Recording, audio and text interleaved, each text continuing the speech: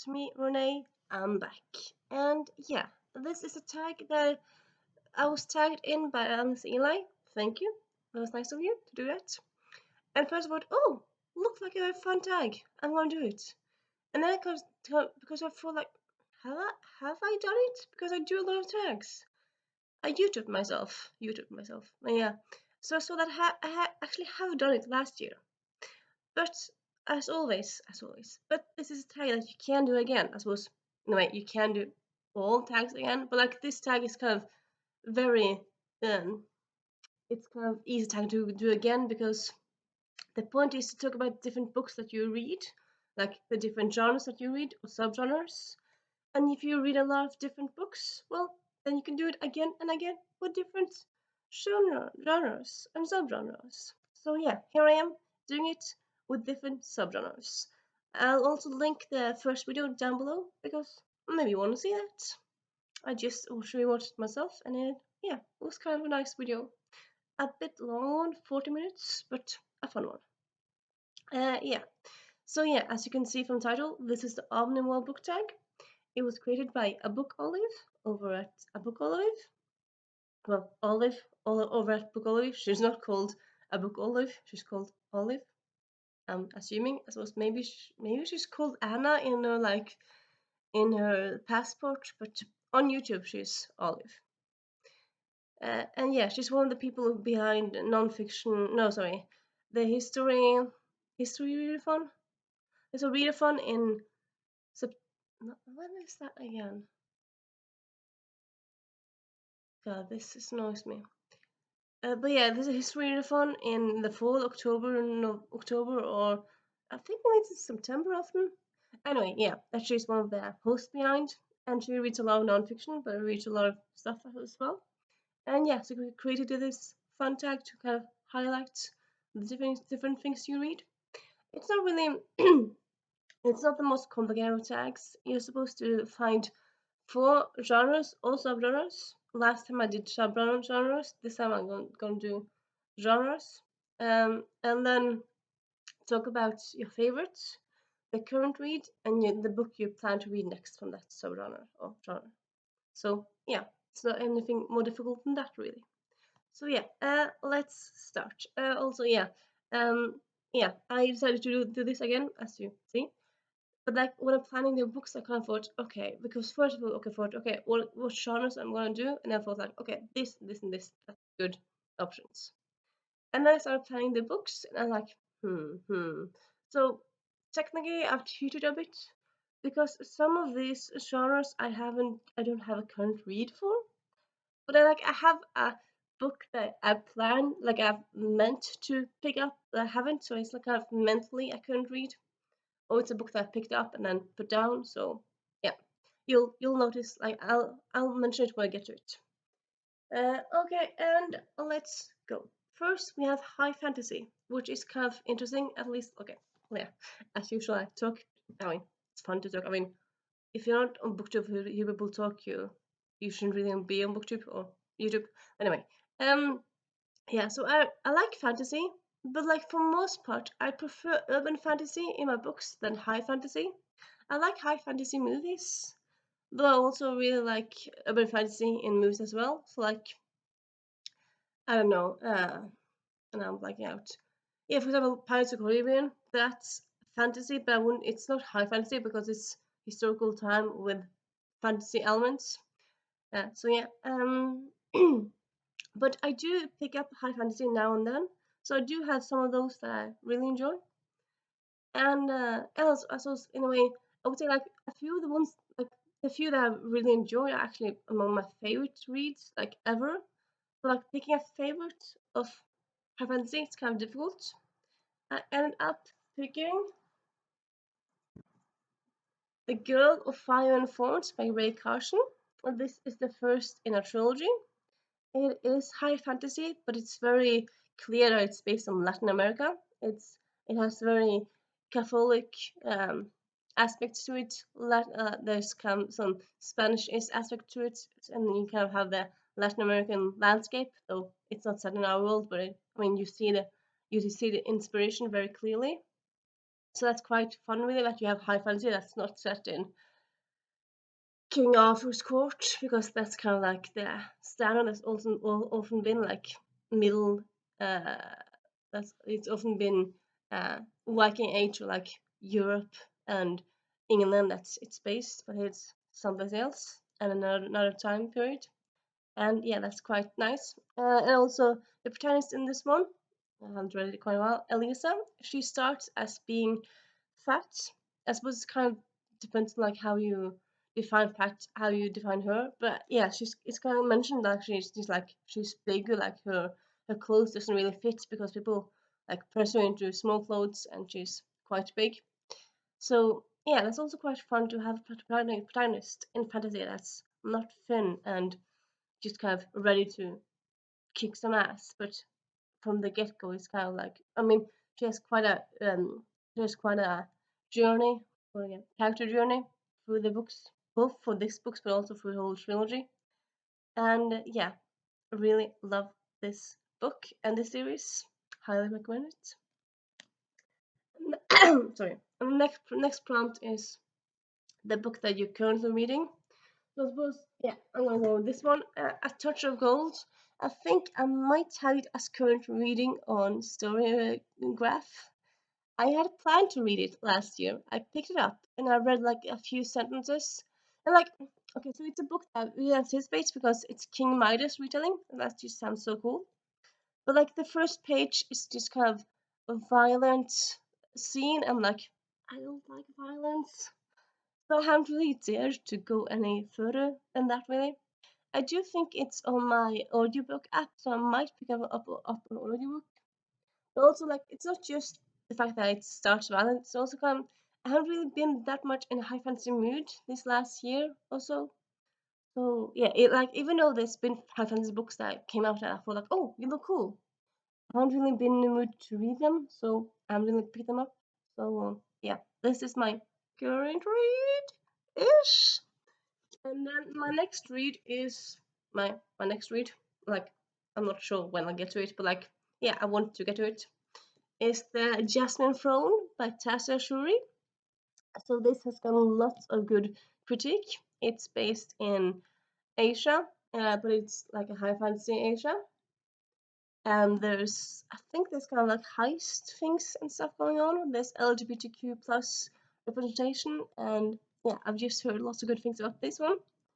But yeah, haven't really been in the mood for fantasy, so haven't picked it up. But it's one I want to pick up when I'm in the mood for it.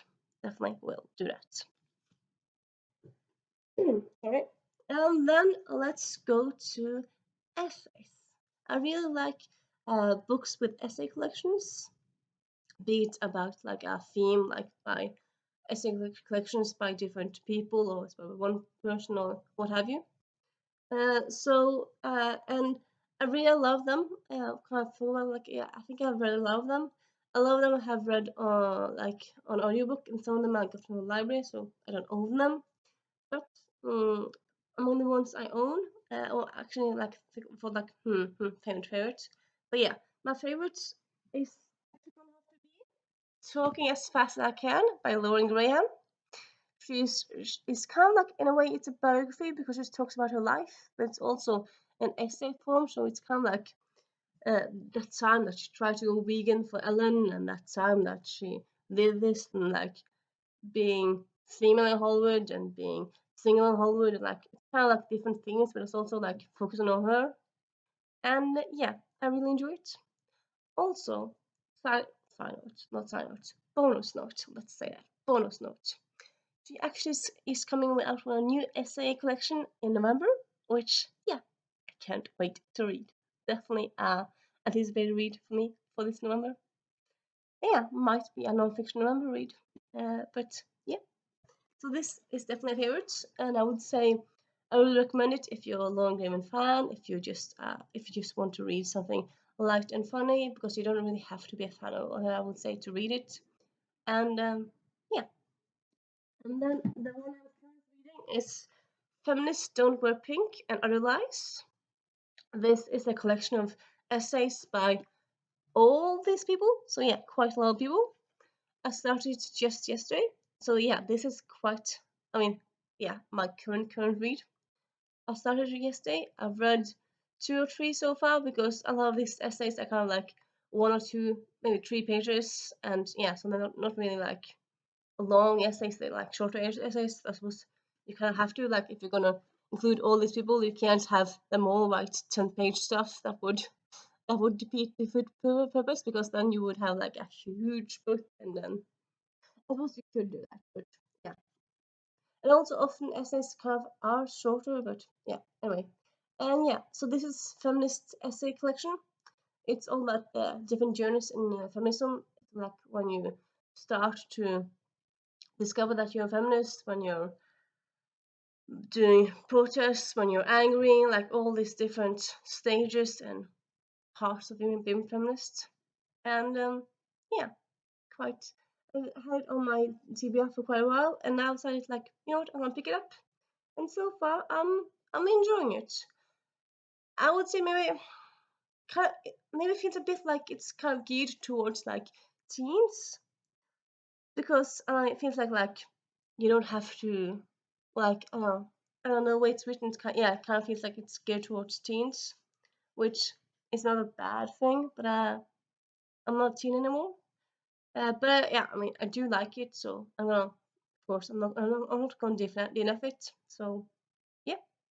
And yeah, okay, so then the final, yeah, the final question is, what's your next essay? Well, what's on your TBR that you plan to pick up next from the genre? And from essay, honestly, I was looking at, because this is my TBR shelf, and actually also the one I'm sitting on. I have a chair that it's hollow, so I can use it for books. But yeah, I couldn't really find any essays that I haven't started. So I'm not quite sure what I'll read. I suppose maybe I could just say Lauren Graham's next one, which technically it's not out yet, but I suppose the question isn't clear if it's a book that you own that you haven't read, or just a book that you want to read that you haven't read. Because I mean, Lauren Graham books is a book I want to read, and it's not out yet. Because I mean, so I don't have it, but I want to read it. And also, like, I suppose I can't read it next because it's not out until November. And then again, like, how do you define next? I mean, do this tag saying like you have to read the genre? Next book you pick up is this book. I mean, these books you talk about here, probably not. I mean, yeah. Anyway. So yeah, I don't really know what essay book I'll pick up next. If you have essay collection you want to recommend me, please do. That'll be fun. As I said, I've really enjoyed them. So just if you have some cool, fun recommendations for that, that would be cool. Cool. Cool. Say cool. What I don't know. Then we have a romance. So like I've always liked romance in books, but like these last few years, I've kind of more like, if I read, like I'm more or less always reading a book. But like if I haven't really started or haven't really read a romance book in a few weeks, I kind of feel like, you know what, I want to read a romance book. So I've kind of had this urge lately, like, yeah, this last year, to like more or less always have romance on my TBR, or like a book that one of the books I'm currently reading be a romance, because I read a lot of books. I have a book on my nightstand, a book on my purse, a book on audio. So yeah, there's books everywhere in my current reading status. But yeah, lately I've been thinking like I kind of always try and always want to have a book that's romance based. But like to be precise, this series romance for adults, not why it's romance for adults. I used to read more adult romance, but kind of haven't read that many of those lately. I've been a bit more into adult romance, and yeah. So yeah, that means favorite was kind of difficult to choose, but I end up going with Spoiler Alert by Olivia Dade. I read it last year, 2 years ago. Last year, the year it came out. I didn't read it that long ago, and yeah, I very much enjoyed it. I enjoy like how there's there's two point of view, which I love, and then there's also this this fandom aspect to it, which I also love. It's kind of based, kind of obviously it's kind of based ish on Game of Thrones because like very much Game of Thrones vibes to like the thing that's in here. And I don't like Game of Thrones, but still I like this one. So yeah, and yeah, I very much enjoyed this couple and this story, and yeah, definitely a favorite of mine. Yeah, and then so yeah, and this is a current read technically because I have started it. I started it back in, I want to say, April. I haven't picked it up in quite a few weeks. Uh, it feels slightly shameful because I mean it's not like because it's a book everyone loves. Everyone loves. A lot of people love. Probably some people don't like it, but a lot of people give this praise. But yeah, just kind of bit distracted by other stuff and stuff. And yeah, the book. It's not like the book I've read. What I've read so far, it's not good. I just got distracted by other stuff. Um, so please don't take this as criticism that I haven't focused on it lately. But it is I Kissed Sarah Wheeler by Casey McQuiston. So yeah, it's Casey McQuiston's first YA, and I read a lot of YA, so you would think I would be all over this, but I suppose. And yeah, as I said, I've read a few pages, and it's not like I don't like it. I suppose maybe I haven't been in the mood for contemporary, but I don't know what's going on with me. But yeah, I've read a few pages, not more. Yeah, yep. I do want to continue with it. I do. I mean, it's not like I'm not enjoying it. I've just been distracted by shiny other books, and yeah. So this is my technically current read, even though I haven't picked it up in a few, a few, a few weeks. It's a few weeks. Yeah. And then next read is How to Fake It in Hollywood by Ava Wilder. This is a book that I found randomly in the bookstore on vacation, and it looks like a nice fake boyfriend trope, uh, fake relationship story. It's set in Hollywood, so that's also I really kind of like when it's set in Hollywood or well royals. Yeah, I like more when set in Hollywood, set like in glamour of that Hollywood world. And yeah, so this is my next one I'm gonna pick up.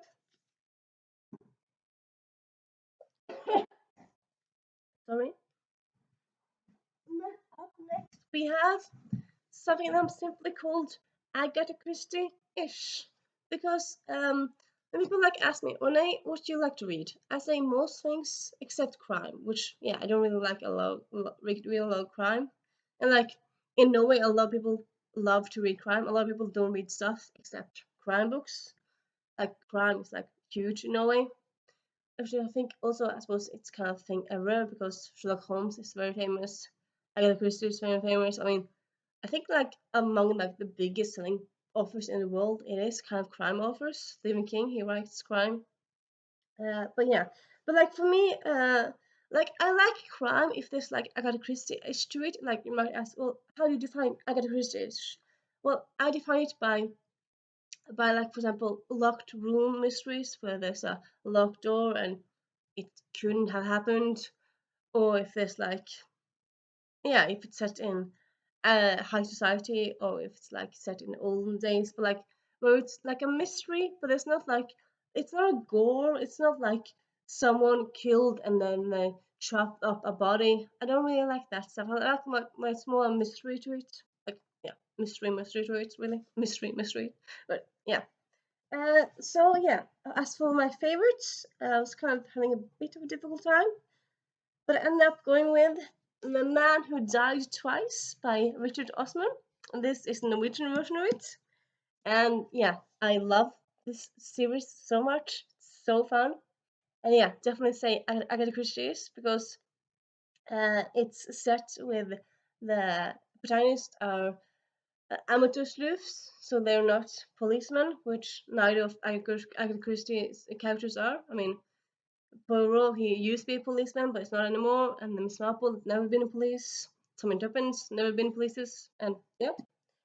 Uh, and then there's also very this is like, yeah, kind of gives me the Agatha Christie feels with the murders and mystery, but also the humor is very on point, which I also kind of feel like Agatha Christie, I feel like it's fun, but I can't really pinpoint her humor. But like this one, I feel we would say like, yes, very British humor, and yeah, just very very funny.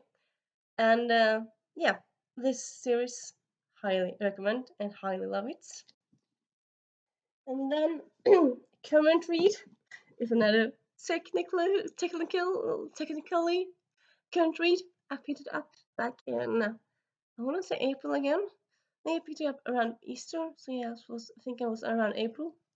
I read like 2 chapters, and I haven't read more.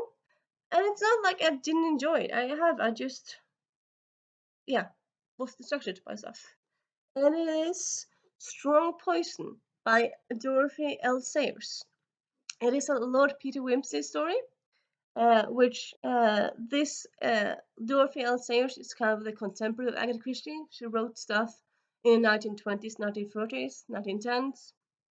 So around the early Agatha Christie books. I mean, Agatha Christie did like write for like 60 years. So like some of the books came out like in 60s and like 50s.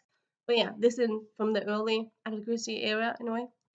And this, I suppose, it's kind of in a way like Hercule Poirot. There's still kind of like the character feels more like a person in a way.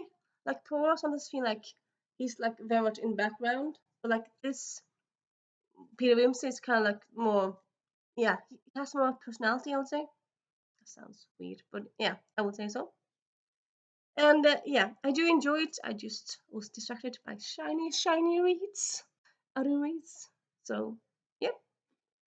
And then we have next read, which is The Agathas by Kathleen Gleason and Liz Lawson. So this is actually the first in, I'm not quite sure how many books, but I know this coming sequel. At least I'm going to Goodreads. I'm pretty sure it's not just rumored. I think it's coming. But yeah, it's like based around high school. It's YA book based around high school where a classmate of the protagonist goes missing, and these friends they read Agatha Christie and they decide to kind of start looking for this person. And so yeah, it's kind of like meta because it's they have read Agatha Christie. In this world, Agatha Christie isn't a character; she's just kind of yeah, it's outside of there. Well, I suppose in this one it is, but yeah. So this is my definitely next read in that genre, and yeah, and that one I'm very much looking forward to. And yeah, that was my Omnivore book tag take 2. If you have read any of these books, if you have any recommendations for any of these genres, or you just want to say hi, you can do that. And I'll see you soon. Bye.